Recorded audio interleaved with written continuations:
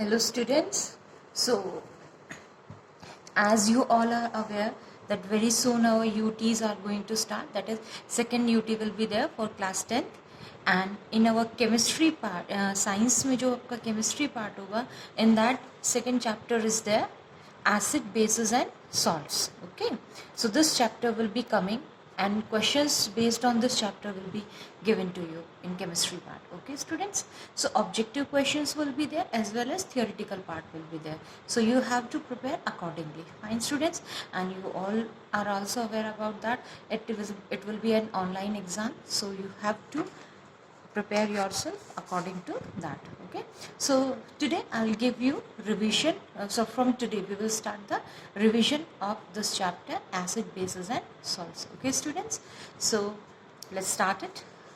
So in this chapter beta, first of all we must know about the indicators.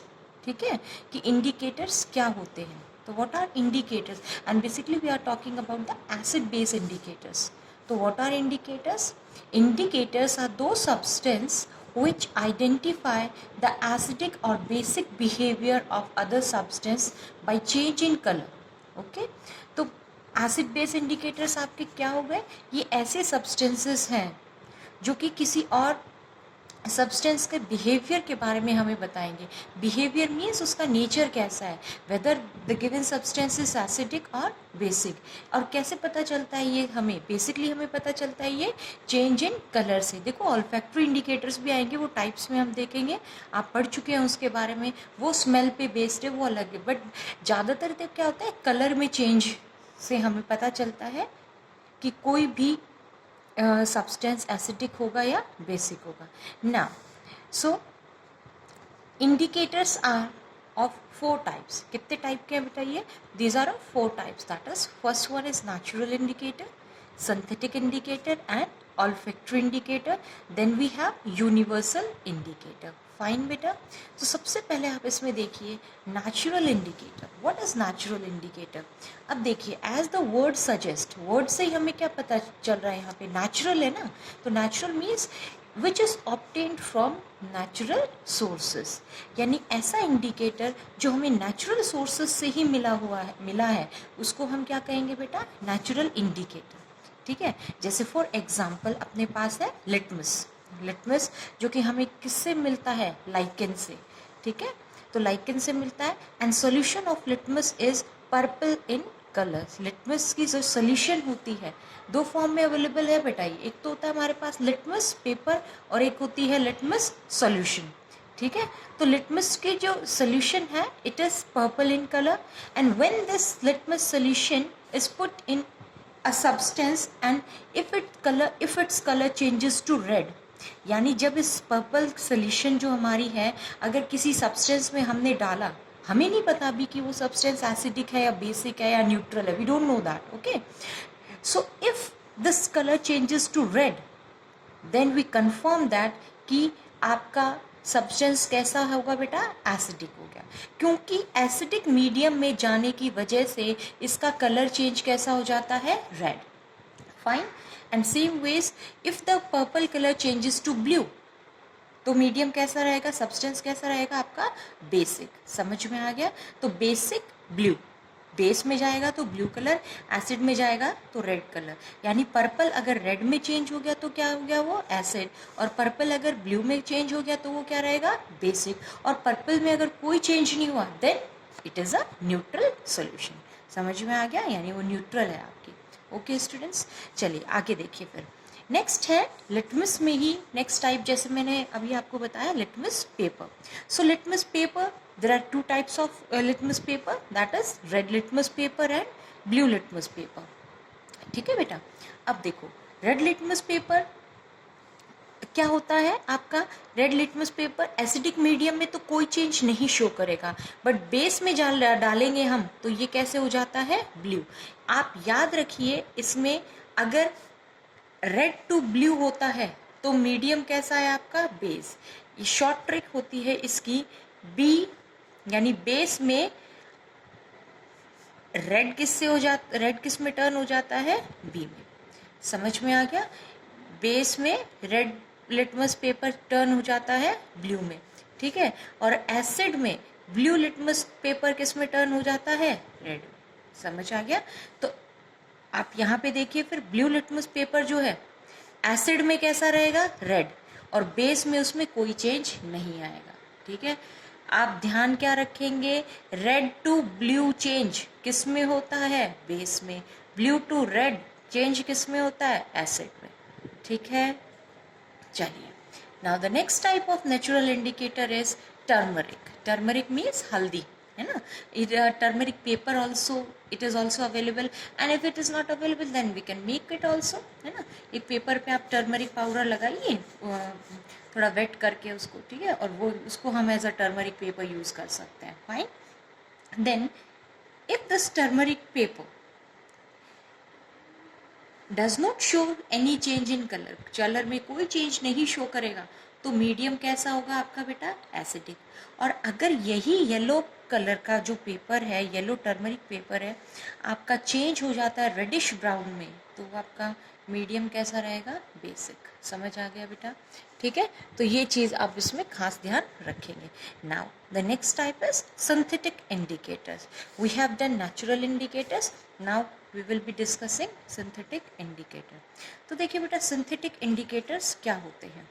तो synthetic indicators are those which can be synthesized in laboratory, है ना, जो हम कहाँ synthesise कर सकते हैं, इन द लैब्स, जिनको हम लैब में सिंथेसाइज कर सकते हैं।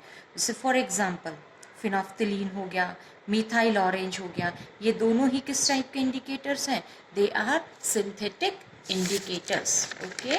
चलिए नेक्स्ट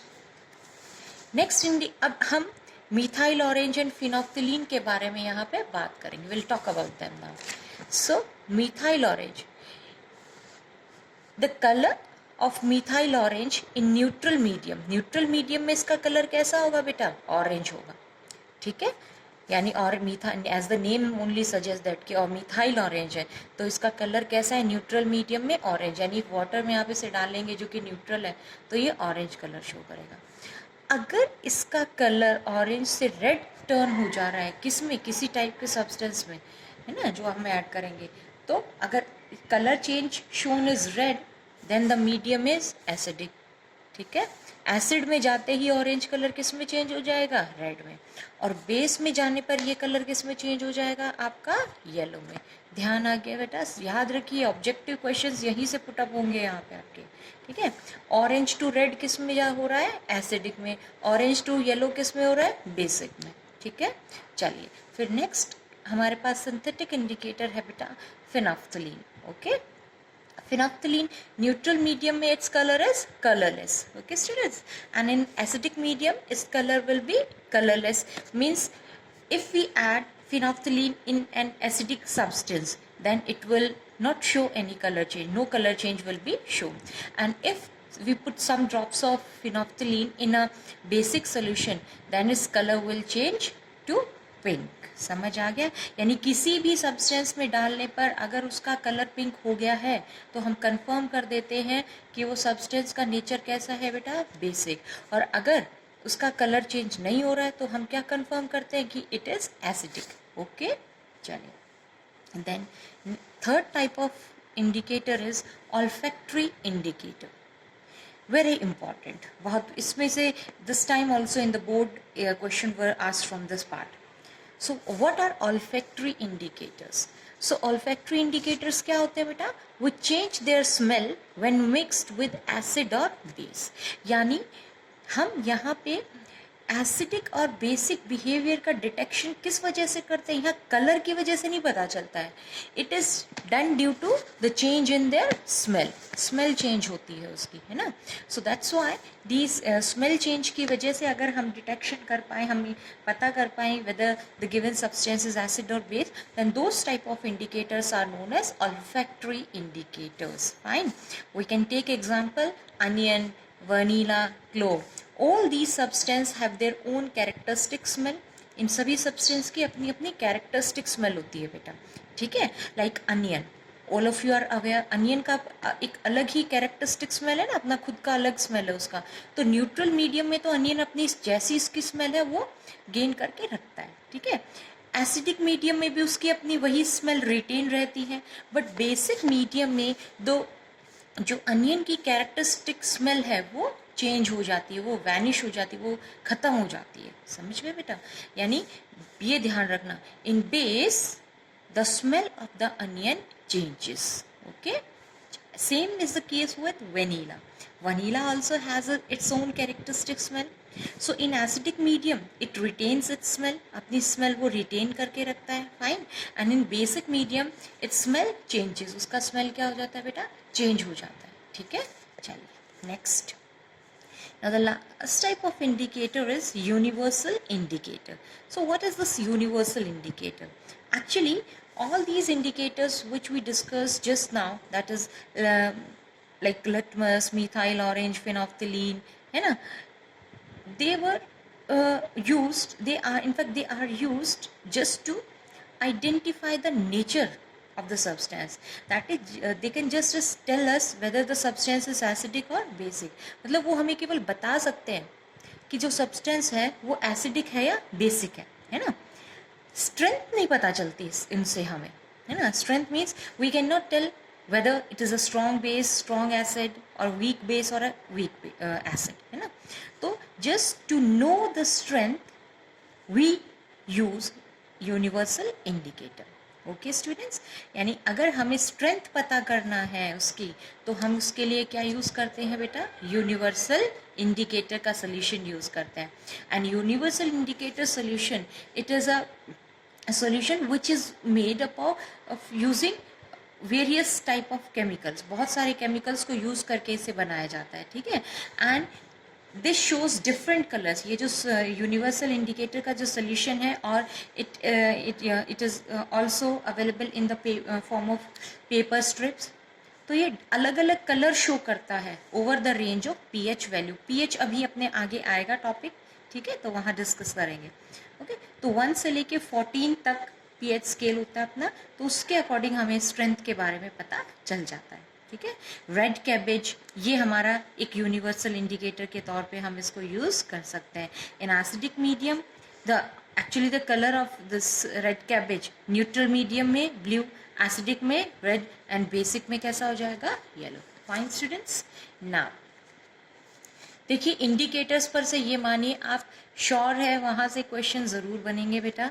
ठीक है, ऑब्जेक्टिव्स टाइप्स में स्पेशली. ओके, नाउ अब हम बात करेंगे एसिड्स के बारे में और बेस के बारे में. ठीक है, तो सबसे पहले देखिए व्हाट आर एसिड्स. एसिड्स होते क्या है? तो acids are those compound which give hydrogen ion in water. यानी जो वाटर में आपको क्या देंगे? हाइड्रोजन आयन, H+ आयन जो आयन दे आपको वाटर में. ठीक है, वो होते हैं acids. And now very important thing कि दिस HCl ये जो डिसोसिएट करता है अपने आयंस में, ये डिसोसिएशन केवल वाटर के प्रेजेंस में ही होगा, है ना. Why? Because this H+ combines with water and forms hydronium ion, combines with water to become stable. देखो मैंने आपको समझाया था बेटा कि H+ आयन स्टेबल नहीं होता है बिल्कुल भी. It is very unstable ion. तो स्टेबल होने के लिए क्या कर जाता है? ये वाटर के साथ कंबाइन करके क्या बनाता है?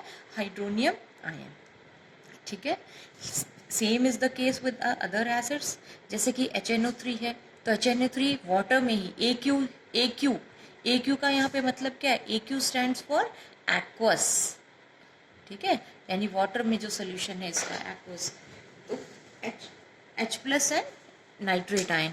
अब ये जो H+ है वो इस वाटर के साथ कंबाइन होके सेम इसकी तरह ही हाइड्रोनियम आयन फॉर्म करता है. This is the case of sulphuric acid H2SO4. ठीक है, तो बेसिकली हम एसिड्स किन को कहते हैं? Acids are those which release H+ ions in water.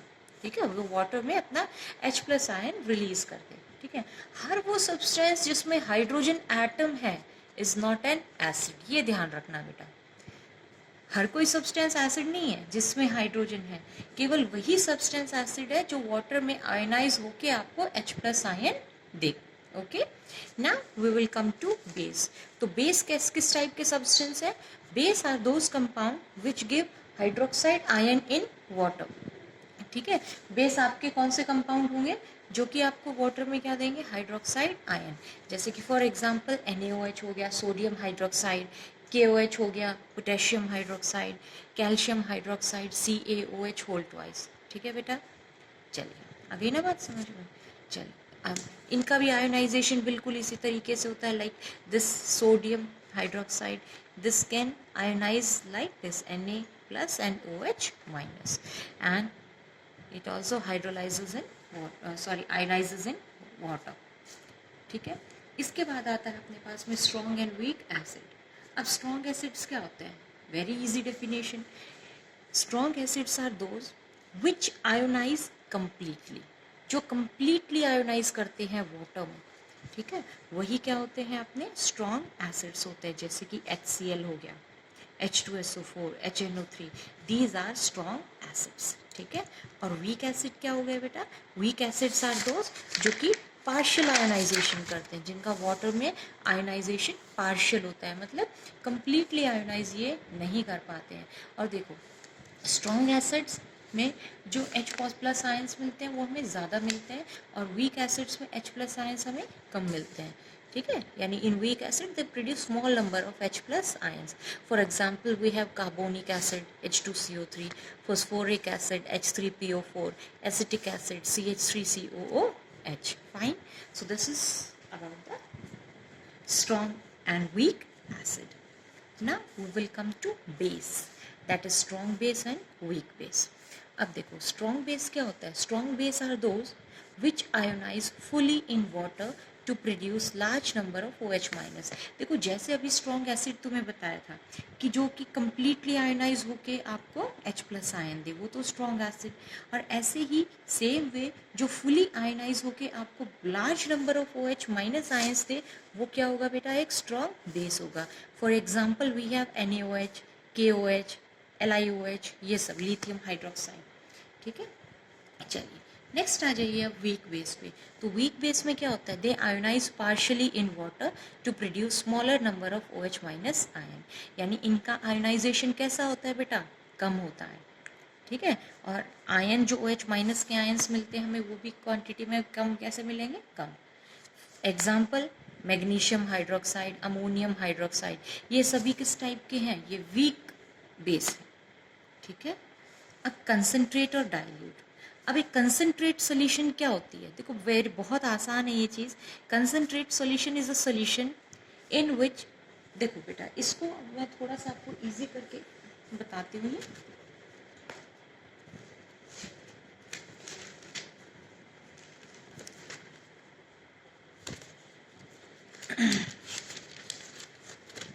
देखो अपनी जो कोई भी सोल्यूशन जो होती है ना, बताया हुआ है सभी, बट रिवीजन में दोबारा आपको सब समझा रही हूँ। सॉल्यूशन में दो पार्ट्स होते हैं अपने, है ना, सॉल्यूट एंड सॉल्वेंट। ठीक है, अगर सॉल्यूट का अमाउंट मोर है और एक मतलब किसी सॉल्यूशन में अगर solute is more and solvent is less, solvent less है और सॉल्यूट ज़्यादा है, तो सॉल्यूशन किस टाइप की होगी अपनी, कंसंट्रेटेड सॉल्यूशन, कंसंट्रेट सॉल्यूशन होगी। ठीक है, दूसरी ये तो अपनी फर्स्ट कंडीशन हो गई कंसंट्रेट सॉल्यूशन की। सेकंड कंडीशन क्या है, डाइल्यूट सॉल्यूशन की। डाइल्यूट सॉल्यूशन में क्या हो जाता है, सोलवेंट हो जाता है ज़्यादा और सोल्यूट हो जाता है कम। Fine, solute is less and solvent is more, then that type of solution is known as dilute solution. बहुत ही सिंपल वर्ड्स में आपके सामने है ये चीज़, समझ में आ गई ना। ठीक है, यानी कंसंट्रेट सॉल्यूशन की जब हम बात करेंगे, जैसे सपोज अब मैं बात कर रही हूँ कंसंट्रेट HCl की, कंसंट्रेट HCl, तो HCl सोल्यूट ज़्यादा है ना, तो HCl तो रहेगा मोर, और वाटर तो सॉल्वेंट है ना, वाटर कैसा रहेगा, लेस। ठीक है, और अगर मैं बात करती हूँ डाइल्यूट HCl की, तो HCl तो कैसा रहेगा, लेस, और वाटर रहेगा मोर। समझ में आ गया, क्योंकि HCl बात काम कर रहा है यहाँ पे सॉल्यूट का, एंड वाटर काम कर रहा है यहाँ पे बेटे सॉल्वेंट का। ठीक है, अच्छे से समझ लीजिएगा आप इसको। ठीक है, चलो अब देखिए आप आगे। तो ये चीज़ें मैंने बता दी आपको। तो कंसंट्रेट सॉल्यूशन क्या होती है, in which large amount of solute is dissolved in less amount of solvent. और डाइल्यूट क्या हो जाएगी, जिसमें सॉल्यूट तो कम हो जाएगा लेस, एंड सॉल्वेंट हो जाएगा more. Example also I have given. ठीक है, अब आगे आ जाइए इसमें आप डाइल्यूशन ऑफ एसिड, कि एसिड का हम डाइल्यूशन किस तरीके से करते हैं. देखिए बेटा, एसिड किस तरीके से, एसिड डाइल्यूशन का मतलब क्या होता है? डाइल्यूशन का मतलब अभी आप समझ गए ना, यानी solvent more and solute less. ठीक है, अब देखो सॉल्वेंट मोर मतलब वाटर, पानी ज़्यादा होना चाहिए. तो डाइल्यूशन कैसे होता है अपना? If concentrate as acid is mixed with water, हम कंसनट्रेट एसिड को किसके साथ मिक्सअप कर दें? वाटर के साथ में. ठीक है, तो concentration of hydronium ion decreases, dilution हो जाएगा. तो एसिड के जो आयन्स होंगे, जो H प्लस अपना, ये हाइड्रोनियम कैसे बना है? When H plus combines with water, पीछे बताया ना भी आपको. सो this is how this hydronium ion is being formed. तो भाई पानी ज़्यादा ऐड होता जाएगा तो ये इनकी तो कंसनट्रेशन कम होती जाएगी ना. ठीक है, तो एसिड कैसा हो गया अब आपका? वीक हो जाता है, डाइल्यूट हो जाता है. ठीक है, और इसी प्रोसेस को, the process of changing concentrate acid into dilute acid, इसी को डाइल्यूशन ऑफ एसिड कहते हैं. और ये किस टाइप का प्रोसेस है बेटा? It is an exothermic reaction. ठीक है, वेरी इंपॉर्टेंट पार्ट, कि ये आपका किस तरीके का रिएक्शन है? एक एक्सोथर्मिक. एक्सोथर्मिक मीन्स कि इसमें हीट इज रिलीज्ड, हीट इसमें रिलीज होती है. ठीक है बेटा, तो कंसनट्रेट एसिड प्लस वाटर. ठीक है, ये आपको बता दिया, तो हीट इसमें रिलीज आउट हुई, एक्सोथर्मिक है. अब इम्पॉर्टेंट बात इसमें आपको ध्यान क्या रखनी है कि while diluting N acid we should add concentrate acid to water, not water to acid. मतलब एडिशन जब हम करते हैं, है ना, जैसे आपको पहले भी समझाया था, कभी भी एसिड का डाइल्यूशन करने के दौरान अगर मान लीजिए इसमें वाटर है तो एसिड को ऐड करना होता है, एसिड इन वाटर, ना कि इसमें एसिड है और आप ऊपर से वाटर पोर कर रहे हैं. ये प्रोसेस नहीं, एसिड इन वाटर आपको करना है. ठीक है, तो क्यों होता है ऐसा? बिकॉज जब कंसनट्रेट एसिड को वाटर में ऐड करेंगे तो हीट जो इवोल्यूशन, हीट जो यहाँ इवॉल्व हुई है वो ग्रेजुअली इवॉल्व होगी बेटा, धीरे धीरे इवॉल्व होगी. ठीक है, और उस जो हीट जितनी भी इवॉल्व हो रही है उसको कौन एब्जॉर्ब करे जा रहा है? अभी वाटर. ठीक है, तो वाटर का टेम्परेचर इंक्रीज होता है इसमें स्लोली. ठीक है, पर अगर आप वाटर को ऐड कर देंगे कंसनट्रेट एसिड में तो सडनली हीट इवॉल्व होगी, और वो हीट एकदम से बाहर आती है किसके साथ में? कुछ ड्रॉप ऑफ कंसनट्रेट एसिड, वो वाटर को स्टीम में कन्वर्ट कर देगा, और स्टीम के साथ में कंसनट्रेट एसिड के भी ड्रॉप्स बाहर आएंगे जो कि हमारी बॉडी को डैमेज कर सकते हैं. ठीक है, चलिए अब आ जाइए आप लोग, एसिड्स को हम लोग उनकी अक्रेंस के बेसिस में भी डिवाइड कर सकते हैं. अक्रेंस में मतलब जिस फॉर्म में हमें वो मिलते हैं. Okay, so on that basis we can divide acids on in two types, that is natural acids. तो नेचुरल एसिड्स क्या होंगे? Those which are obtain from natural sources, जिनको हम नेचुरल सोर्सेज से ऑब्टेन करें वो नेचुरल एसिड हो जाएंगे. ठीक है, जैसे कि सिट्रिक एसिड हो जाता है. ठीक है, सिट्रिक एसिड लेमन में हो जाता है. लैक्टिक एसिड किस में हो जाता है बेटा? मिल्क प्रोडक्ट्स में प्रेजेंट है, सोर मिल्क प्रोडक्ट्स में. सोर मिल्क प्रोडक्ट्स खट्टे जो होते हैं ना, जो लाइक कर्ड. ठीक है, इन सब में. ऑक्जेलिक एसिड टमाटो में प्रेजेंट है. ठीक है, और ऑर्गेनिक एसिड्स ये सारे, ये स्ट्रॉन्ग एसिड नहीं है, और नेचुरल एसिड्स और ऑर्गेनिक एसिड्स. प्लीज़ बेटा नोट्स में सभी बच्चे इसको करेक्ट कर लेना, नेचुरल एसिड्स और ऑर्गेनिक एसिड्स. और ये कैसे होते हैं बेटा? वीक होते हैं नेचर में. ठीक है, आगे आइए अब आप मिनरल एसिड. मिनरल एसिड्स आपके क्या होते हैं? ये प्रिपेयर किए जाते हैं मिनरल्स से. ठीक है, these are prepared from the minerals. Fine, तो जैसे कि नाइट्रिक एसिड है, हाइड्रोक्लोरिक H2SO4, ये सारे ही कैसे हैं? मिनरल एसिड है.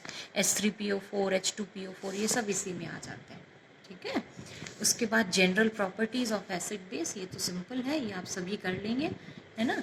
एसिड्स कैसे होते हैं टेस्ट में? दे आर सोर, they react with metals like zinc, iron, etc. to liberate hydrogen gas. They conduct electricity due to presence of free ions. They change the colour of blue litmus to red, blue to red convert कर देते हैं. And bases they test bitter, they are soapy to touch, they may burn the skin, they change the color of red litmus to blue. Okay, and they can conduct electricity due to free ions. ये सारी ही इसकी properties है जो आपको करनी है. Okay, now we will come to the chemical properties of the acid and base. chemical properties पे आ जाते हैं बेटा अपन इसके. चलिए, इजी है बहुत ही, बस आप रिवाइज करिए और इन पे बेस्ड क्वेश्चन सॉल्व करिए. NCERT in text exercise and जो बैक चैप्टर एंड एक्सरसाइज है उनको सॉल्व करिए आप. चलिए, in the chemical property of acid and base first we will discuss about neutralisation reaction. ठीक है, न्यूट्रलाइजेशन रिएक्शन क्या होता है? When an acid neutralise a base. ठीक है, एक एसिड जब एक बेस को न्यूट्रलाइज कर देता है, कब? रिएक्शन के दौरान. ठीक है, तो उनका रेस्पेक्टिव सॉल्ट और वाटर फॉर्म हो जाता है. यानी एसिड और बेस का जो रिएक्शन है to produce salt and water, acid and base का reaction to produce salt and water, this is known as neutralization reaction. ठीक है बेटा. चलिए, जैसे कि HCl and NaOH. HCl क्या हुआ? एसिड हुआ. NaOH क्या हुआ बेटा? यहाँ पे बेस हुआ. तो ये दोनों जब रिएक्ट किए तो इनका रेस्पेक्टिव सॉल्ट बना. अब सॉल्ट कैसे बनेगा? बेस से तो क्या जाएगा? Na, सोडियम आयन, और एसिड से क्या जाएगा? Cl ion. And when they react they will form NaCl. और ये वाटर.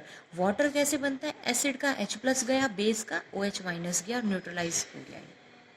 ठीक है, same ways HCl calcium hydroxide के साथ देख लो. एसिड का H और इसका OH चले जाके वाटर तो बन गया. और सॉल्ट क्या बनेगा? Calcium chloride CaCl2. फाइन. अगर आपका H2SO4 और NaOH है यहाँ पे, ठीक है, तो इसमें अब क्या होगा? सल्फेट बनेगा, सोडियम सल्फेट, और यहाँ से वाटर OH और इस तरीके. मतलब एसिड और बेस जब भी आपस में रिएक्ट करेंगे तो they will form their respective salt and water.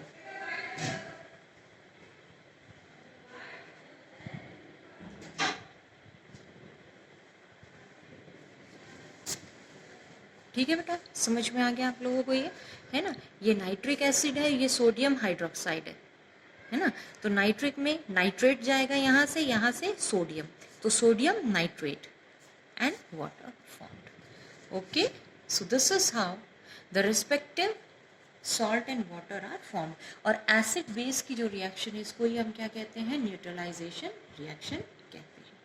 ठीक है, अब इसमें आप इम्पॉर्टेंट चीज़ क्या ध्यान रखेंगे कि जो H+ आयन है एसिड का और OH- है बेस का ना, वही तो क्या कर रहे हैं? एक दूसरे को न्यूट्रलाइज कर रहे हैं. एसिड से क्या जा रहा है? H+ और बेस से क्या जा रहा है? OH-. भाई एसिड का H+ खत्म, बेस का OH- खत्म, दोनों का इफेक्ट खत्म. सीधी सी बात है ना. चलो, ये हो गया इसमें आपका रिएक्शन किसका? एसिड और बेस का to form salt and water. अगला आ जाइए, reaction of acid and base with metal. Acid और बेस का रिएक्शन किसके साथ में है बेटा? मेटल के साथ में. चलिए, अब देखिए, ये तो अपन फर्स्ट चैप्टर में भी किया था, सेकंड में, और अब तुम आपको थर्ड करवा रही, उसमें भी है ये रिएक्शन ना. तो ये बहुत बार आती है तो बिल्कुल क्लियर हो जाएंगी. तो देखिए, when an acid react with metal, सबसे पहले बात करें हम इसमें एसिड की. Okay, so when an acid react with metal it forms it's respective salt along with hydrogen gas. तो अपना सॉल्ट फॉर्म, मतलब मेटल और एसिड जब रिएक्ट, मेटल एसिड के साथ में रिएक्ट करेगा, it will form it salt and hydrogen gas is released. ये हाइड्रोजन गैस क्या होती है? इसमें रिलीज आउट हो जाती है. ठीक है, ये ध्यान रखना है इसमें. लाइक जिंक, जब HCl के साथ रिएक्ट किया तो सॉल्ट क्या बनेगा इसका? जिंक क्लोराइड और हाइड्रोजन गैस. आयरन ने जब HCl के साथ रिएक्ट किया तो क्या बनेगा? Ferrous chloride plus hydrogen gases evolve. Zinc ने सल्फ्यूरिक एसिड के साथ किया तो सॉल्ट क्या बनेगा? भाई जिंक, और यहाँ से क्या जाएगा? सल्फेट, तो zinc sulphate and hydrogen gas evolve. ठीक है ना, इस तरीके से सॉल्ट वगैरह बनते हैं. अब बेटा यही रीजन है, इसी रीजन की वजह से है, यानी that's why acid is not stored in metallic containers. देखो आपने लैब में भी देखा होगा, एसिड ग्लास बॉटल्स में स्टोर्ड होता है ना. So it is never stored in metallic containers. Why? because that acid can react with the metal and produce poisonous substance. ठीक है, इस वजह से. Now फिर देखिए आप बेस का रिएक्शन विद मेटल.